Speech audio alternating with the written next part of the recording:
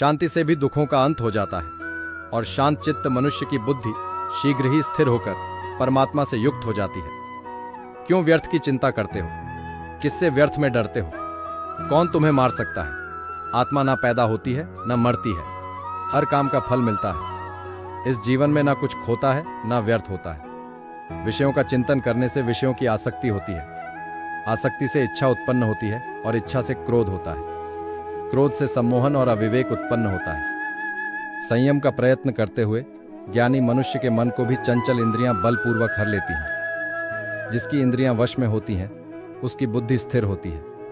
जो भी मनुष्य अपने जीवन आध्यात्मिक ज्ञान के चरणों के लिए दृढ़ संकल्प में स्थिर है, वह सामान्य रूप से संकटों के आक्रमण को सहन कर सकते हैं और निश्चित रूप से खुशियां और मुक्ति पाने के पात्र हैं। जब तुम्हारी बुद्धि मोह रूपी दलदल को पार कर जाएगी, उस समय तुम शास्त्र से सुने गए और सुनने योग्य वस्तुओं से भी वैराग्य प्राप्त करोगे। केवल कर्म करना ही मनुष्य के वश में है, कर्मफल नहीं।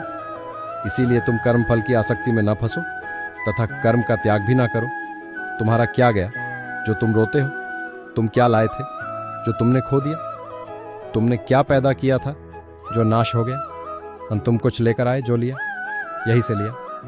जो दिया यही पर दिया, जो लिया इसी ईश्वर से लिया, जो दिया इसी को दिया। जो मन को नियंत्रित नहीं करते उनके लिए यह शत्रु के समान कार्य करता है। खाली हाथ आए और खाली हाथ वापस चले। जो आज तुम्हारा है कल और किसी का या परसों किसी और का होगा।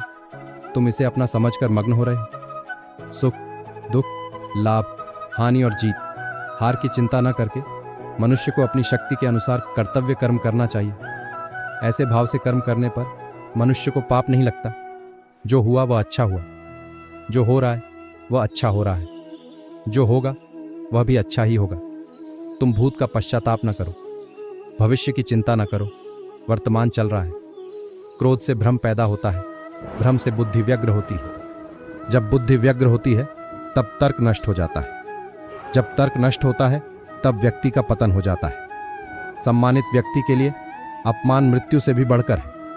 सभी प्राणी जन्म से पहले अप्रकट थे और मृत्यु के बाद फिर अप्रकट हो जाएंगे, लेकिन जन्म और मृत्यु के बीच प्रकट दिखते हैं। फिर इसमें सोचने की क्या बात है?